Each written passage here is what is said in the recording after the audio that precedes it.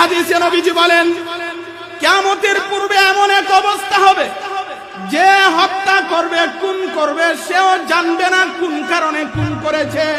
যাকে হত্যা করা হবে, যাকে খুন করা হবে, সেও জানবে না কোন কারণে তারে খুন করা হয়েছে। মনে চাইছে তো খুন করে ফেলেছে, মনে চাইছে তো তাকে মেরে ফেলেছে। এমন আলামত প্রকাশ পাইছে কিনা? মন চাইছে তো মেরে ফেলেছে। আবুল আইস সামারকান্দি রাহমাতুল্লাহি আলাইহি তামবিহুল গাফিলিন নামক কিতাবে উল্লেখ করেন, 4টা অপরাধ আছে যখন দুনিয়ার কোন মানুষ করে, এই 4 অপরাধের কারণে আল্লাহর আরশ পর্যন্ত কাঁপতে থাকে। 1 নাম্বার হলো, দুনিয়াতে যখন কোন মানুষ কাউকে অন্যায়ভাবে হত্যা করে, আল্লাহর আরশ পর্যন্ত কাঁপে। 2 নাম্বার হলো, যখন কোন ফাসিকের প্রশংসা করা হয়। 3 নাম্বার, পুরুষ পুরুষ যখন সমকামিতায় লিপ্ত হয়।